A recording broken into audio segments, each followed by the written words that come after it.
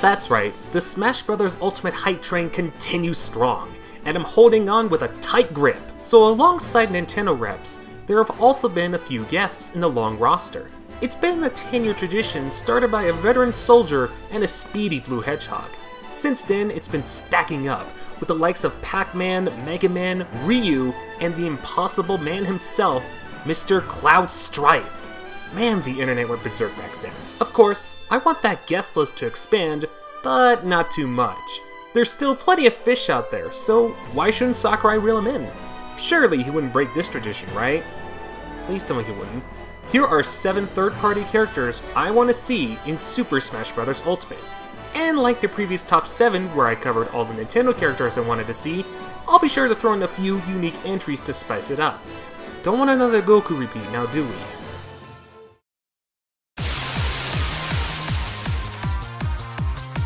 Konami has the most third-party characters in Smash already, with the 3 solid entries being Snake, Simon, and Richard Belmont. The second runner-ups are Sega and Capcom, both with 2 reps each.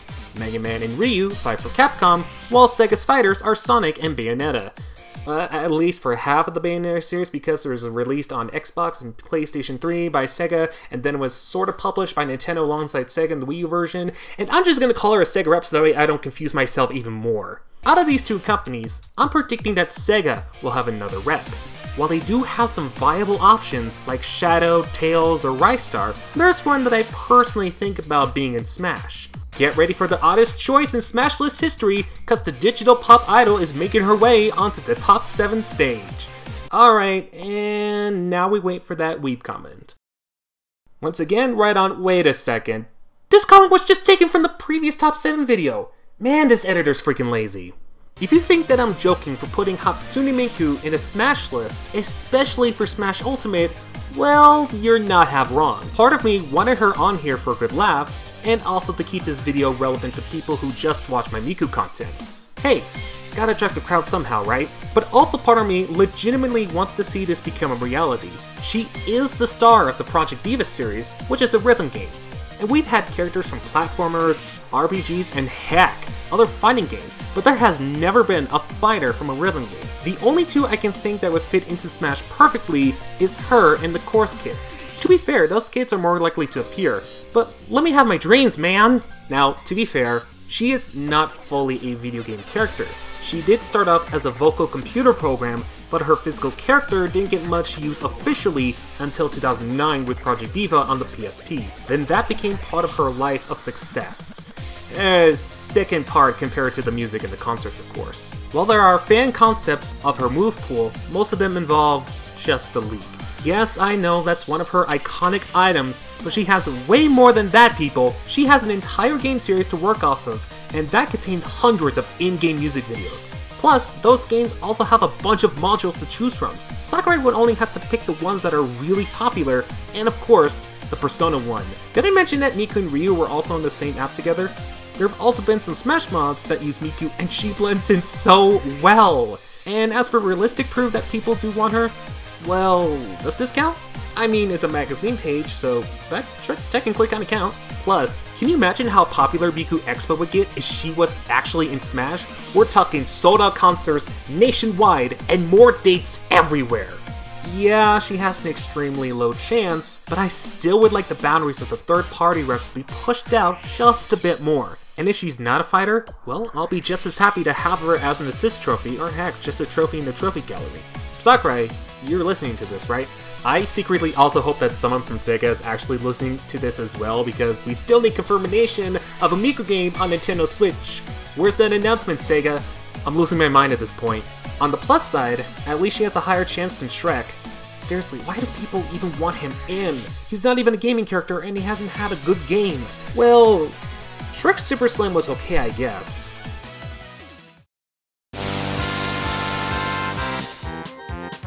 Smash 4 was the leader of going beyond the limits when Cloud Strife was unveiled to the world. Get it? Beyond limits? Cloud Strife? Bad pun! People went nuts and the gate of Smash possibilities opened wider. It was a triumphant and proud moment for the fans, Sakurai, and the gaming industry as a whole. Anything was possible. But could the impossible be possible again in Smash Ultimate? I say this because Sora and Banjo and Kazooie fall into the category maybe a little too well. Sora would be a great addition since he has powers and combos that would take him to the top tier of Smash Ultimate, especially with moves like Deep Freeze, Balloon Hops, or even riding a Train of Lights. Huge variety here. Banjo and Kazooie, on the other hand, was in the mind of Sakurai since Smash 64, so of course, that also makes sense putting them in to make the long-lost dream into a reality. They'd be fools not to do this. Plus, who wouldn't want to see eggs flying around and the Baron Bird combos going around like madmen? The main problem I see with these two joining the roster is the companies behind them individually. I mean, sure, Square Enix has allowed one of their characters into Smash 4, but they may only allow that one character. Knowing their really confusing and sometimes upsetting logic. And while Nintendo and Microsoft have made Minecraft compatible with their consoles online, that probably won't mean much for the Bear and the Bird. They barely even use these guys in their consoles. The last I checked, they were a pirate ship mount. That's not how you treat this duo. They deserve better. But then again, I may be overthinking this and they'd totally be okay with these guys in Smash. These two are great candidates, and Microsoft is open to the idea of the Bear and Bird in Smash. Guess we'll just have to play a waiting game for the outcome. I hope the mystery clouds behind my head get cleared up and we can actually have these two in Smash. They need to duke it out sooner or later.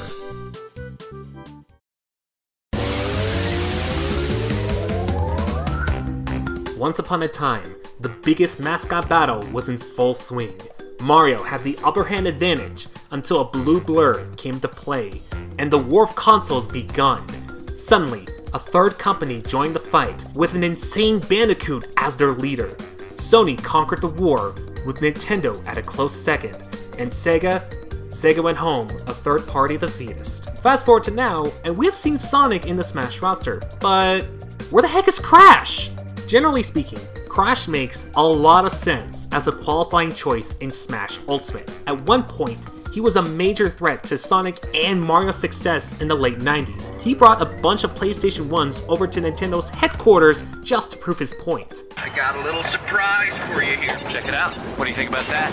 We got real-time, 3D, lush organic environments. How's that make you feel, buddy? Feel a little like your days are numbered? I'm gonna have to ask you to leave. You're hurting my elbow. But nowadays, he's owned by Activision, who just so happens to be a third-party company. Hooray for obvious facts. It makes his spot on the roster more and more likely. I just hope they don't use this character as an excuse for them to advertise Black Ops 5 with terrible and incorrect Roman numerals to a bunch of smashers. That would get ugly pretty fast. As for movesets, we're looking at specials ready to be put in place. Spin attack for neutral, One-Pump Missile as a side special, TNT Crate for the down special, and the Jetpack as an up special. Ooh, let's also add that robot suit from the Wrath of Cortex alongside Aku Aku for the final smash, and bam! A crazy character that can blend in extremely well. Oh come on, Wrath of Cortex was a bad sequel, but you gotta admit, that robot suit would look pretty badass in Smash Ultimate. Oh, and while we're at it, let's bring in Cortex as an assist trophy. Ooh! Ideas off the wazoo here! I totally get if he wasn't planned at the start for Smash Ultimate, but he still better be there. Now's the perfect time to add the Plumber Boy's worst nightmare. And if he isn't DLC, I'll be sure Activision gets the message loud and clear, Call of Duty style.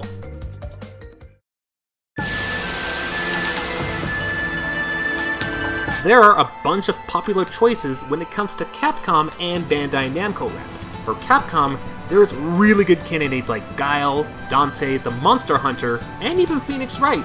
I'll admit that he somehow has potential. He did show that off in Marvel vs. Capcom 3 after all.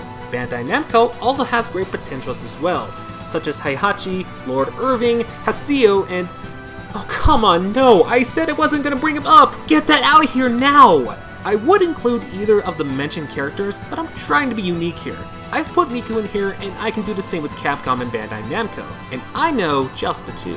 When I think unique potentials, I often think about characters that either need more time in the spotlight, or the ones that have been known to put up a good fight in their games. For Capcom, that easily belongs to Amaterasu, the sun goddess wolf that not only has a great amount of Smash potential, but carries a lot of powers and moves that can help her stand out. being able to summon a cherry bomb out of nowhere, damaging foes with a ring of sunny fire, blowing enemies away with powerful winds, or using leaves and flowers for recovery is just few of many things that this hound has to offer. Plus, she's proven to be an amazing fighter in Marvel vs. Capcom 3. And hey, I see some Final Smash potentials in this game too. And if Capcom isn't gonna put her in Marvel vs. Capcom Ultimate, which they'd be fools not to, they might as well put her in a more welcoming family. Sorry Deadpool, you're stuck in the good films for now. As for my choice for Bandai Namco, I would have to go with Yuri Lowell. It sounds like an odd pick, but I gotta keep this entry unique somehow. I know he isn't the most popular choice by a long shot, especially compared to Lloyd Irving. I mean, he's not a bad pick either. Just look at the way he uses those two blades. Whew, chills. But what he lacks in one, he thrives in another. If you don't believe me, these badass broken single sword combos speak for themselves. Go man, go! Kick his ass! Give him one more of those bad boys and we got ourselves a mighty fine Echo Fighter, and one I'd pick up in a heartbeat. And the cherry on top is that they'll both arrive on the Switch in the near future. Okay, Okami HD is already on the Nintendo Switch, but the point still stands for Tales of Vesperia. Ami already appeared on the Wii, but I'd welcome any return. And this will be Yuri's first time on anything Nintendo. What better way to celebrate and promote them than having them join the fight? Maybe not so much for Yuri, but for Ami, it's a close race between her and Mr. Right over here. Who'll get in first? That's a case I personally don't want to take on.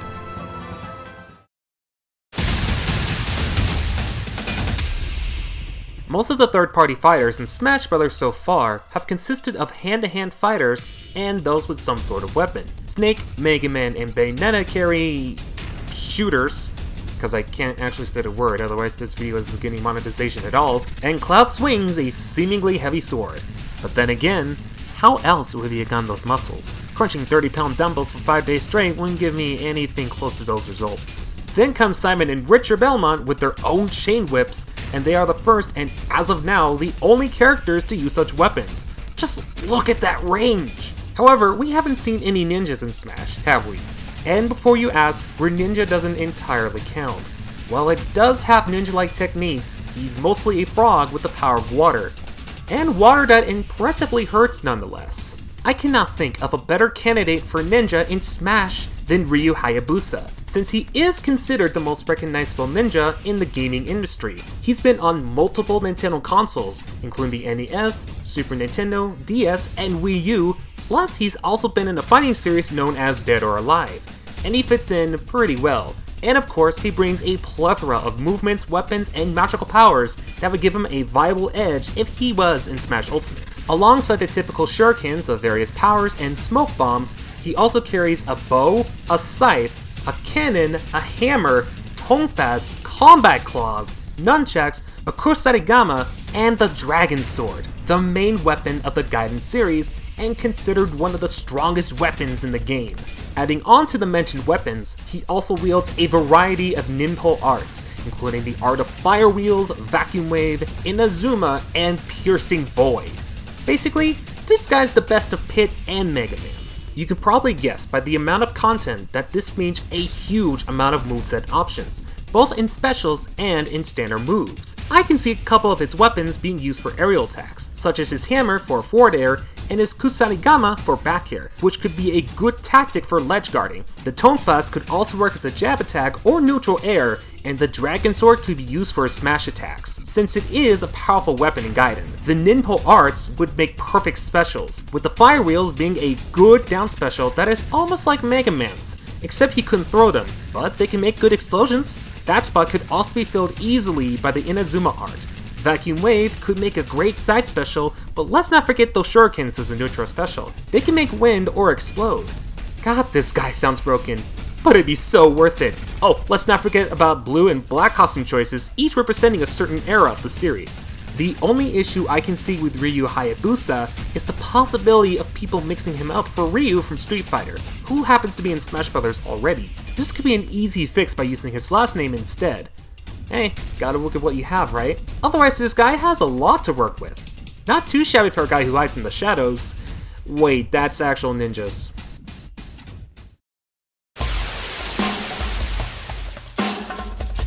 Man, what is up with Ubisoft? First they make Rabbids the big hotshot, then they make people dance, then they release a South Park RPG, 2, and give one to the Nintendo Switch, and then more Rabbids? With plumbers? Man, where's the good characters? Like, why'd they forget Rayman? Don't you forget about him. No. I feel kind of crazy for actually running that. If that's not a crazy way of saying Rayman should be in Smash Ultimate, then I've lost my sanity at this point. I mean, I've already lost it at the number 7 spot to some of you, but hey, what else is new? Probably nothing at this point. All jokes aside, Rayman is probably one of the most recognizable faces in the third-party lineup. And there's pretty good reasons why. For a start, this man has no limbs, meaning he can get some serious range with just his hands and feet alone. On top of that, he has that golden Gordon Ramsay hairstyle that sends this guy flying up to the ledge where he could possibly ledge trump like a champ. And of course, let's not forget the classics, such as the original Rayman, Rayman 2, Rayman 3, Rayman Legends, where he could supposedly get all of his moves from. But of course, we can't forget about the beautiful bond that Ubisoft and Nintendo shared over these last few years. With Rayman as a trophy in Smash 4, Rayman Legends getting the best treatment on the Wii U, and a crazy but fun RPG with the Rabbids of all things, there is no doubt that these two are a daring duo. And hey, if they want to add Rabbid Peach as an assist trophy, I'd be down for it. One of the few Rabbids I'll actually accept in my Smash. No doubt about it, for what Nintendo has done for Ubisoft, Rayman in Smash will be the perfect thank you gift from one company to another. The best part? No rapping required. It opens itself up to a lot of excitement.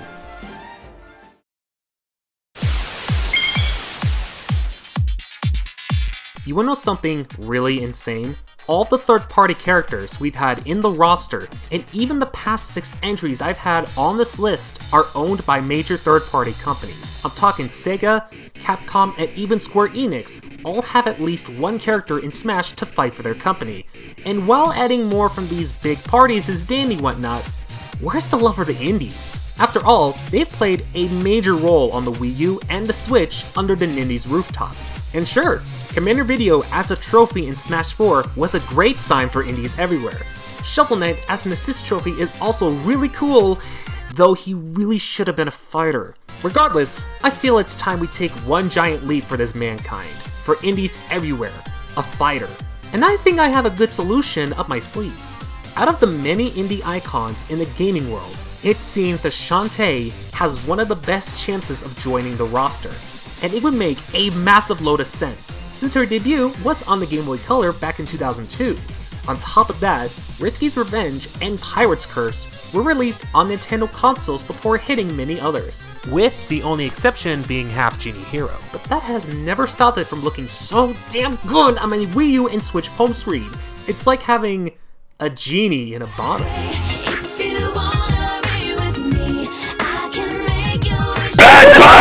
She also has multiple powers, like the Spitfire and the ability to transform into multiple creatures.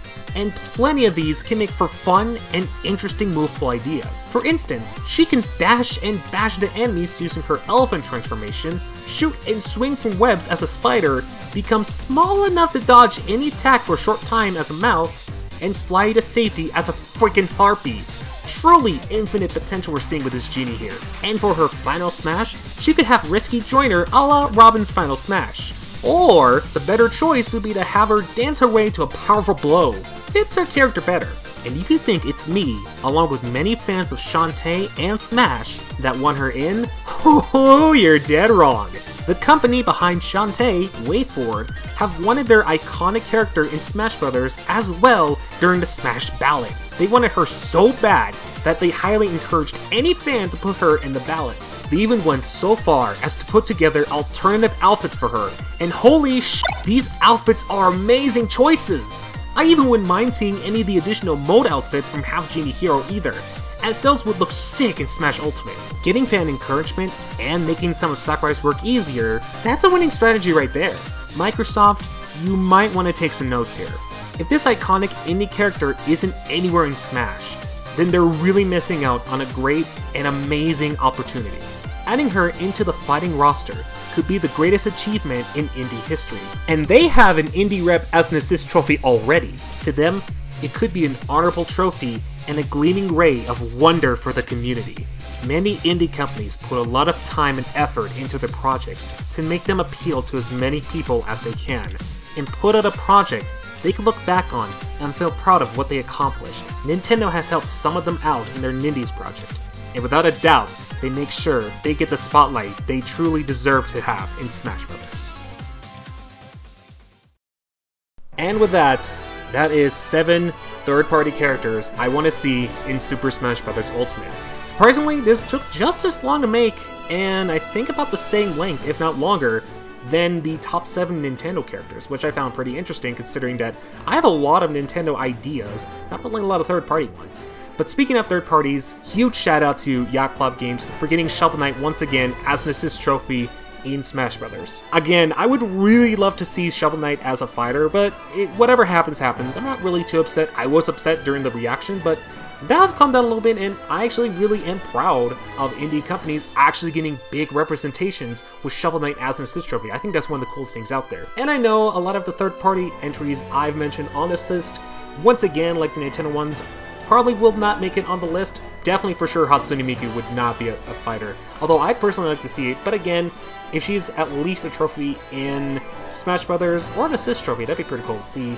I would be very happy about that. But regardless, that doesn't mean I won't be getting Smash Brothers because Miku's in there. No, I'm not one of those people. Absolutely not. I'll still buy the game regardless. Of course, this is all just speculation, and it is really fun to do these sort of lists, especially when one of your speculated characters actually gets in. King K. Rool, number 3 spot, he's in, and I'm super happy about that. But of course, I do want to see what you guys have thought about this video.